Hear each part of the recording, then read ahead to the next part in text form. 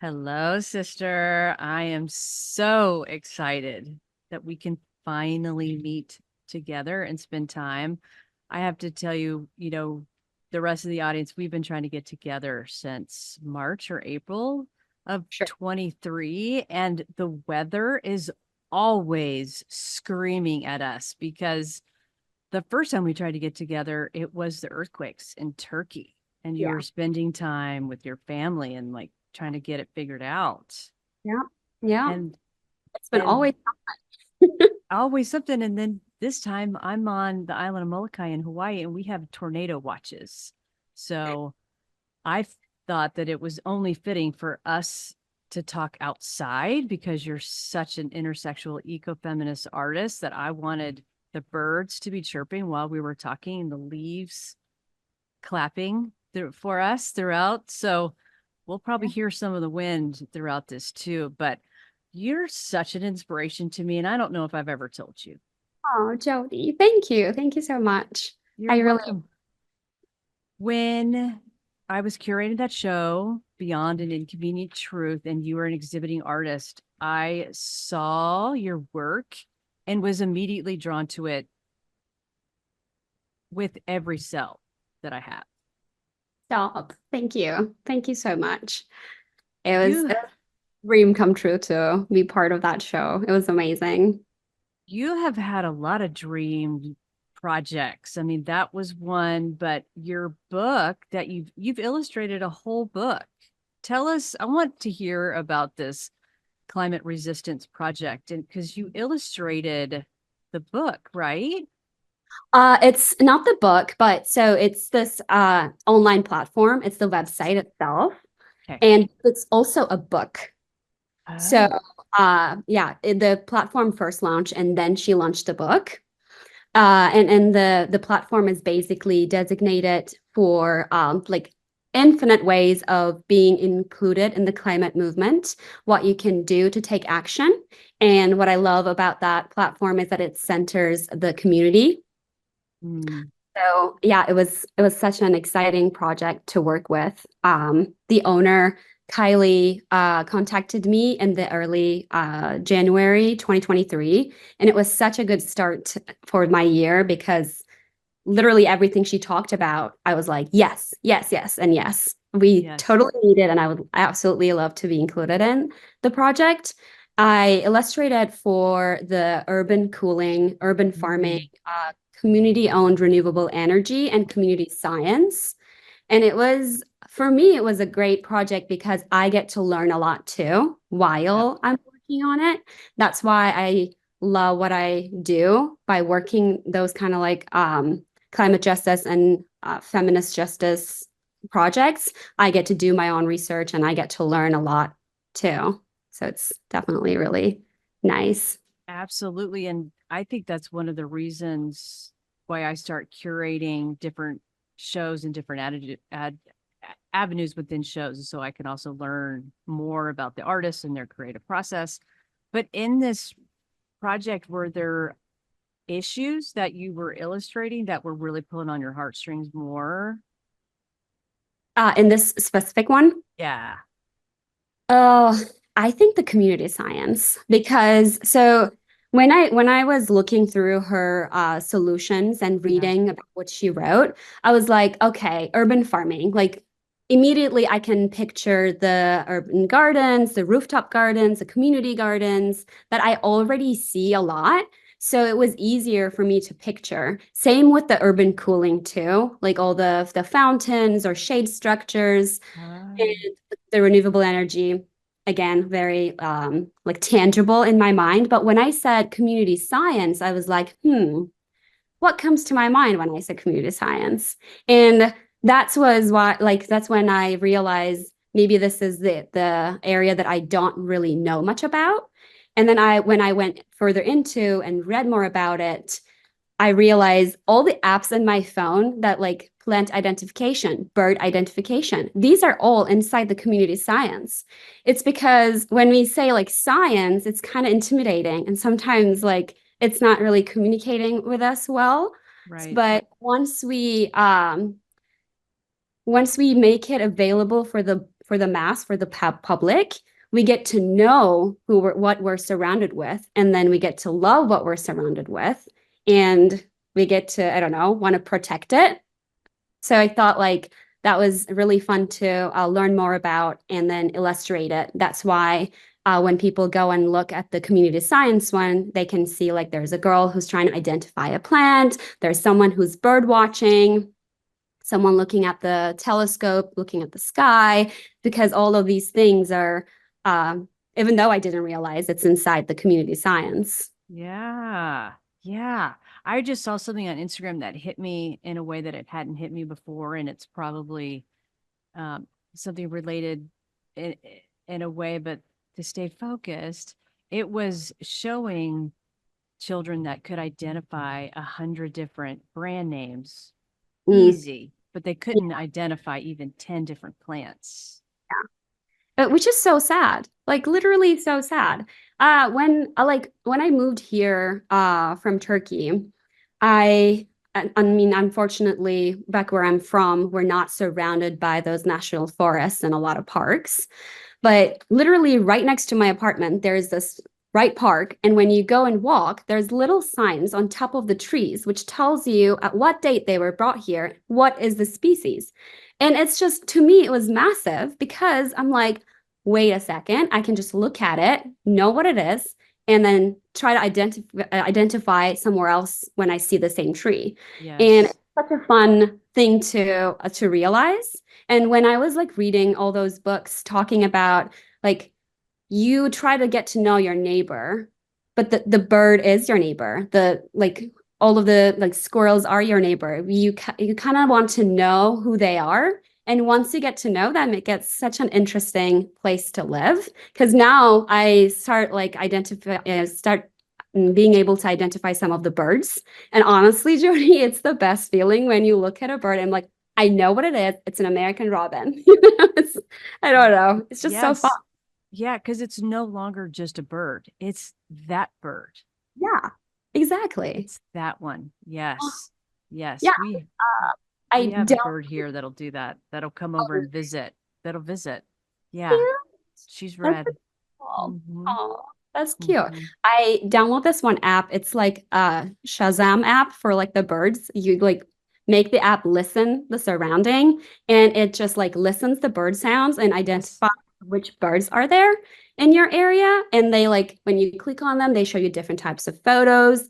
You can listen their callings, different types of songs, and what might it means. It's just, I don't know. Technology is amazing. It's so much easier. Yes. When it works and it's like for the greater good, it is amazing. That's true. It is Yeah. amazing. So actually, let's talk about technology and how you work. You sometimes draw on a computer. Yeah. Tell me, I like what? Because I saw you using watercolors one day and then you were on the computer. So tell the audience more about your creative process. so I started with a Vacom tablet, which I was using, like connecting it to my computer, and I was just using the tablet and it was displaying it on my screen. And then I switched to an iPad, Oh. which now enables me to just hands-on drawn on a tablet, which to be honest, changed my life, changed my career. Everything is easier because I can download so many different types of brushes, so many different types of textures, and I can travel everywhere I go with just my iPad and access to all the tools. So it was convenient, it's great, but it still is not like it cannot replace the feeling of Mhm. this brush stroke with the paint and the unpredictability of the paint too. And the fact that like I cannot Command Z or like delete the item that I drawn. I just have to like work around it. It's just so it's a more organic process when I do it with my hands and manual. I wouldn't necessarily say I prefer one to the other. It kind of depends on how I feel. Sometimes I start sketching manually and then transfer it to my iPad, or sometimes I just do the whole process in my iPad. It definitely depends on how I feel. But yeah, I like both. I sometimes integrate them. I do textures on a paper, take pictures of them, send it to my iPad, and like mix and match different techniques that way. So yeah, I like playing around with it. Wow. Yeah, I think I understand much more than what I did before. I just think your creative spirit is so Oh, bright. I mean, the way that your hand just flows in all of your videos, all of your reels on Instagram. thank you. Thank you. Do you have like a meditation practice before you draw, or like do you just go for it? Or it's just because there's such a flow. And bro, I've been around some artists in my day. I have seen a lot of artists work, and there is a certain spark that I see. Like I see it. I Oh, just, you are fully embodied with the creative spirit when you are working. Like it's your fingertips. It's just, there's a sense of knowing in your hand that I don't see in quite everyone. thank you. Thank you. Um, so to be honest, painting is a meditative practice for me. And like earlier in 2020, I did my yoga teacher training and then I did a meditation teacher training. And then this year I completed the breathwork teacher training. So I incorporate all of these things in my life daily. But when it comes to painting, most of my ideas are already rooted in mindfulness practices. So I try to approach that from that perspective too. Therefore, like the movements are mostly, and like I tend to move intentionally with every brush stroke, and that just calms my mind a lot and like now allows me to be present more. So yeah, thank you for saying that. Totally. And I need to pause and just let everybody really hear what you said because it's so important. That's awesome. Oh, And you are quite a spiritual leader through all your prompts. Like I've even gone to your web on your Instagram and been like, what's she up to today? What should I maybe work on for a minute? So what is what do I want to say? Let me download this. Hold on. You give people mindfulness practices that is using the creative spirit, like is drawing or yeah, is breathing. yeah. Mm, to me, like it all started, I mean, painting is a way of expression, but it was more like, what do I want to express? And then the question turned into, what do I need in my life? And what I needed in my life was more joy and being more present. So basically, everything I tell is what I need to hear. So everything I tell is what I'm telling to myself. And I know that it resonates with everybody. So, like it started with daily affirmations, and then it started with like small things that we can look from a different perspective through what I learned from the mindfulness courses or the breath work. And reflecting it through painting, it became more relatable because art is the most relatable form of communication. And then I don't know, it just communicates what I want to say better, I think. It does. It's such a communication tool. And uh, we as a species, as humans, have been drawing since even further back than what we have evidence of, in my mind, for Yeah. sure. And I just love hearing that you said that you went inward because they're in this climate justice. If people were to go inward and be kinder to themselves and figure out what they need, they'll Yeah. have so much more empathy for their family, for their neighbor, for someone else that they don't really understand. Yeah. How about understanding people so we don't do this bare, the barbaricness of a war? That is just still Yeah. absurdity. 100%. It's like every day. I mean, to be honest, I was always a very sensitive kid. I always tend to like read all the news. I always try to be as up to date as possible, and sometimes it's overwhelming. And because of the work that I'm doing as an activist and an advocate for social justice and climate justice, you get to hear about constant bad things happening in the world. And there was a moment that I realized like, oh, it all starts within and then goes to like your inner circle, then the community, and goes broader and broader from there, like a domino effect almost. Yeah. And that's when I'm like, okay, so we need the self-healing to heal the community. And if the communities heal, then those people who rule us, will change for the better and then make better choices and we all live in harmony. Yes, absolutely. It's such a shift in the patriarchal thinking. Like we can be a community. We can help one another go inward and see the light. Yeah, and especially when I moved to United States and actually witnessed how the individualistic culture is so present, so heavily present here, it made me understand so many other things. Like, of course, the consumerism is so high. Of course, the pollution rates are high. People don't care. Like, they're so, I don't know, isolated from one Yeah. another, from Yeah. the nature and from Yes. themselves. So Yes. they don't do the actions that is necessary to protect because they don't even know what is there to protect almost. Absolutely. Oh, you're so right. Nailed it. Yeah. If they're not aware of the natural world, they don't even know. Yeah. I had one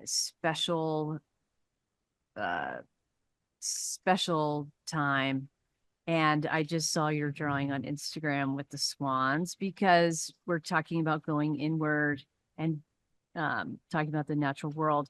I had the swan medicine come in and present herself to me over a year now, almost two. But it is through swan medicine that I think helped me go the most inward I have gone.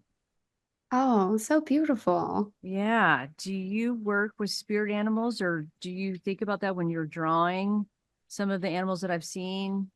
Not really. I just think that like beauty is so like associated with nature and nature. Mm-hmm.